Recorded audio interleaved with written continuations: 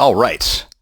And now we've got, I think all the technological pieces are behaving finally. And thank you for tuning in to this week's episode. We are going to be talking about the Tane Bow, or also known as the Cattle Raid of Chulain. The focus of this channel is going to be about providing you lore that you can mercilessly pillage for your own writing and creative endeavors. So by all means, come in, have a seat, enjoy. So, the Tane Bow, one of the epic sagas of Ireland, it all started off as so many terrible things do with, or terrible decisions do with pillow talk. That's right, baby. Now, not the sweet cooing kind, but the competitive asset auditing Queen Maeve of Connacht, a woman who wasn't so much as a person as a force of nature, a thunderclap in human form, who collected husbands like trinkets, and was lying in bed with her current chief husband, Aelil, and they got to comparing their possessions. And to Maeve's mounting fury, they were dead even on everything, except one thing, a bull. You see, Aelil had a magnificent stud bull, Fenbenech, who had been born into Maeve's herd, but decided, with some short sort of chauvinism only available to magic bulls, that being owned by a woman was beneath him, so he wandered over to the king's side of the field. Maeve did not take being slighted by man nor magical beast, and she discovers there was only one bull in all of Ireland that can match Fenbenech, and that was Don Chulain, the brown bull of Cooley, in the northern kingdom of Ulster. Now, Maeve decided, with the simple, terrifying logic of the powerful and privileged, that she must have it. This presented a problem. The men of Ulster were warriors of great renown, mighty, powerful.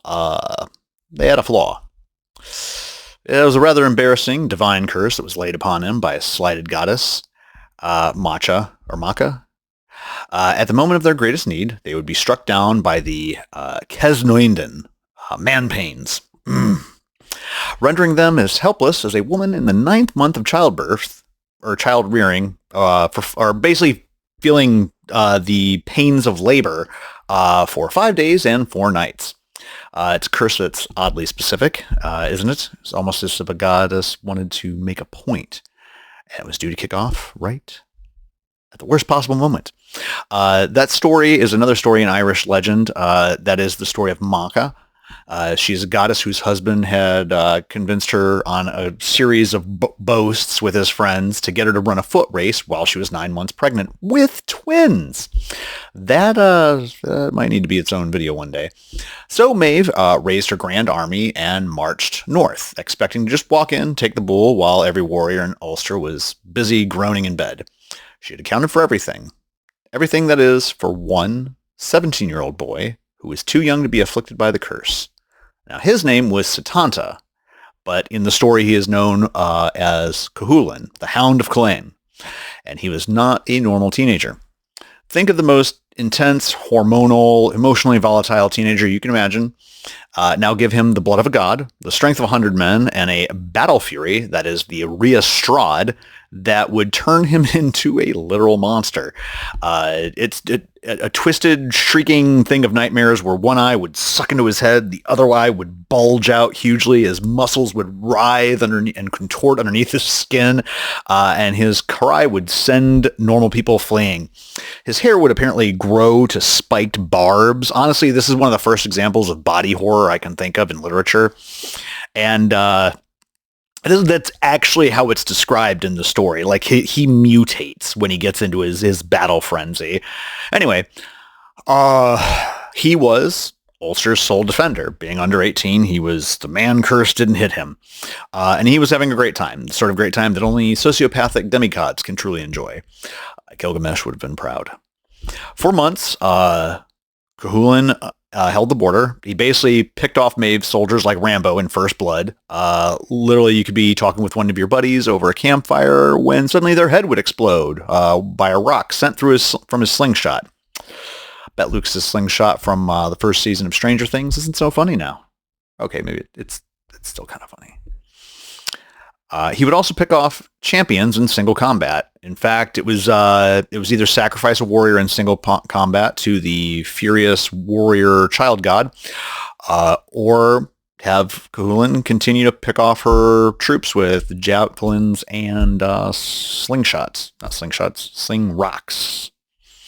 Finally, in a master stroke of emotional cruelty, she sent for the one man Chulain loved as a brother, his foster brother and greatest friend, Ferdead. Now, there's apparently a few versions of the story where she either offers him riches, great rewards for him fighting with his foster brother. He initially refuses, like he won't do it. Now, the version I'm most familiar with is that Maeve threatens to have all the bards trash talk him if he doesn't fight. Like, that's all it takes. You won't fight your foster brother to the death?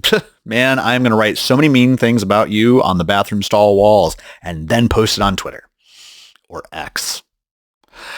The duel between Chulain and Ferdead is the heart of the story. For 3 days, they fought, and every night they would tend each other's wounds and share stories. It was a dance of friendship and death, two brothers forced by oaths and the will of royalty to destroy one another. It ended, as it had to, with Ferdead dying on the end of Chulain's spear, and a piece of the boy hero's soul died with him. That grief and rage finally shocked the men of Ulster back to it. The final battle was a glorious, bloody mess, and in the mayhem, Maeve managed to get her bull. She smuggled Don Chulain back to Connacht and all the confusion that preceded. And what happened next, you might ask? The brown bull of Cooley met the white-horned Finnbannock, and the two magical creatures proceeded to fight a battle so epic that they tore across all of Ireland, leaving huge grooves in the ground, and gored each other to death. Yeah, the brown bull, victorious but mortally wounded, finally dropped dead. Yay. The war was over. Hundreds, maybe thousands were dead. Ulster's greatest hero was broken, all for a marital spat and two bulls who couldn't keep from killing each other. It's a tragedy. It's an epic. And if you look at it long enough, it's pretty ridiculous. But seeing how this was all brought to us by an angry goddess who was pressured into a foot race while 9 months of pregnant with twins, we shouldn't be surprised. So let's go ahead and kind of recap here. So what are the story takeaways that you can have from this? Well, first, mundane motivation. You can start your epic conflict with petty human emotions, and it makes it, kind of a little more believable. This took it down from, the gods, arguing about cosmic forces and the fate of the universe. It was like, nope, one's jealous, wants the bull, go get the bull. Gotta have the thing. And I know, you want your story to be impactful. You want all the moments to resonate. And most importantly, you want your story to be taken seriously. And I totally understand that and agree. But I would like to take this moment to remind you that the first arc of Dragon Ball, one of the most successful franchises of all time, the first arc involves Bulma traveling the world to collect the Dragon Balls so she can get a boyfriend. That's it. It also involves somebody wishing for a very comfortable pair of panties by the end of that arc, which I pretty sure was also the... so you have Bulma, wishing for a boyfriend using the Dragon Balls, which I'm pretty sure was also the plot for Twilight. Citation needed. The next lesson 2, would be Hero's Power as a horror show. Chulain's Riastrad looked like something out of John Carpenter, and it teaches us to make, that you potentially make your hero's greatest strength a liability. You could also even retell this entire story from the viewpoint of one of Queen Maeve's soldiers. Then it reads like a horror story, while this, howling madman is picking off your friends one by one, murdering warrior after warrior in single combat, and you have this tyrannical mad queen that's forcing you forward, cracking the whip to slaughter, forcing you to the slaughter so she can claim her prize. And she might be cackling in the background. I feel like she'd be cackling. Next, you've got the emotional core. You've got the battle between Chulain and Ferdead that shows a personal duel between friends and how that's a lot more powerful than just an army-on-army battle. Special mention to Fergus here. Since Fergus is the deposed king of Ulster, now in exile, he was a mentor to Chulain, and he's now in the employ of the enemy. The stakes are always higher when the front enemies know each other. These aren't faceless, nameless opponents. Chulain is facing off against people he grew up with, and there's also the tragic part to this story that isn't mentioned often, but it's in there. Chulain falls into a deep sleep at one point in the story, completely exhausted by the fighting, and while he's out, there's this group of boys that have been training at Ulster Castle. Keep in mind, Chulain is only 17 at the time. He knows these kids. He's trained and played with them for years. Well, realizing that Chulain is in trouble and the men are all racked with labor pains, they charge into the rescue. I think there's like 150 of them, it says in the story. And every single one of them is killed by Maeve's army. So between that and killing his own best friend, Ferdiad, he goes off the deep end into this sort of like Akira-esque rage monster and kills a whole bunch of people. So let's go ahead and recap. The best conflicts can have mundane roots. World-ending stakes are fine, although, arguably overdone, but rooting for them in a relatable, petty human emotion, jealousy, pride, that makes this story instantly more accessible and believable. Your villains don't need to want to destroy the universe. Sometimes they just desperately want to win an argument. Maybe Palpatine and his later having a spat. He just takes it out on the universe. Power. Power should have a price and potentially a body count. This one is an interesting one to dive into and a concept that I'm sure I'll probably revisit. With so many stories featuring cool power-ups or constant power escalation, I feel like this still stands out. Chulain's battle frenzy isn't like a clean, cool, just generic power-up. It's grotesque. It's uncontrollable body horror transformation that terrifies his allies as much as his enemies. Nobody's safe when he gets into this mode. In fact, there's a side story where he's still in the battle frenzy. I don't know if it's this one, but he's in the battle frenzy and he's heading back home, still in the battle frenzy, and the king sees it and he's like, "Oh, we are cooked. We've got to do something about this." So they come up with the plan that all the women run at him and lift up their shirts and show him their breasts, which, is the fall of any great warrior.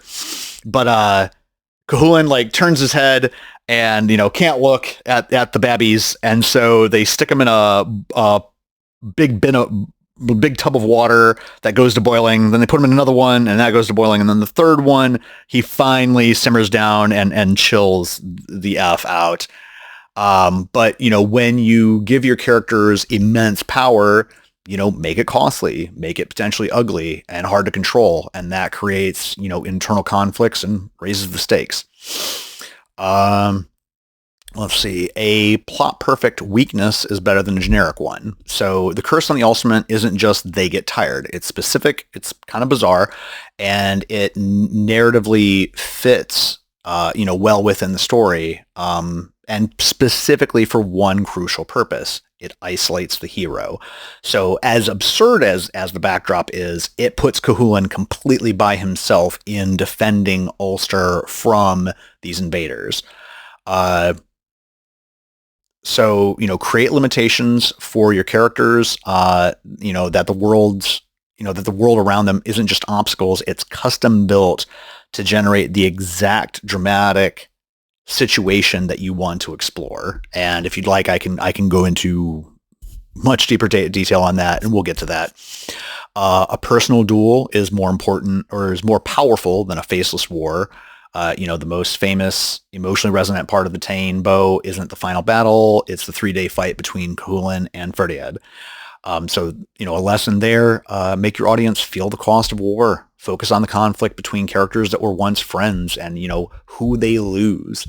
Maybe if you want to do a larger scale story, and you want to show both sides, have a group of friends with them and show the relationship, show that these people care about one another. And that way, when one by one they're picked off throughout the course of the story, it hurts. It hurts everybody involved. And that is, to me, that's raising the stakes. And I've done another video about raising stakes and about how it's not just escalating the size of the conflict, it's making the conflict more personal. So that way, you know, the character's got a lot more to lose. If it's the wandering hero, and that's a fun trope to play with, the wandering hero comes in, fights a bunch of people, saves the day. But it's like, well, what if the wandering hero has a child? Or a brother that's in danger, or is trying to rescue one of their parents, you know? There's a lot of opportunities to make the stakes extremely personal. And when you make the stakes personal, you make the story personal. The prize in the story isn't always in the intrinsic value of the prize, but in how much somebody wants it and who wants it. Because the who has to be somebody that can affect change within the story, that they can make other people do things, or what they do to get the thing causes problems for everybody else. You know, that's one of the fun things about this. You know, it wasn't a magical gem or a holy relic or even a castle or a territory. It was a bull. Although I bet his livestock was delicious. Probably going to get demonetized for that one. Another lesson, and we know we're getting close to the end here, is, you know, what is the central object of the quest? It doesn't need to be inherently world-shattering. It just needs to be something that is deeply wanted by your characters. You know, also having something that's relevant culturally, specifically within the context of the story that you were telling. You know, a bull may not translate today, but maybe it's two fast and furious groups of, you know, hot rodders that want like this souped up Maserati. Maybe it's two sides of a family that are fighting over an inheritance, specifically the big house that everybody wants to live in, only for the house to burn down at the end. Have the want of the characters something that can be lost, but make it something real. You know, make it something that people can connect with, play with it, you know, do something in a new direction. Maybe, gosh, my mind kind of went somewhere dark, but, you know, we're already recording. Maybe they're after a family pet and they're fighting over the family pet, and then partway through the story, the pet gets run over while they're arguing and nobody was paying attention to the actual, you know, thing that everybody thought they wanted.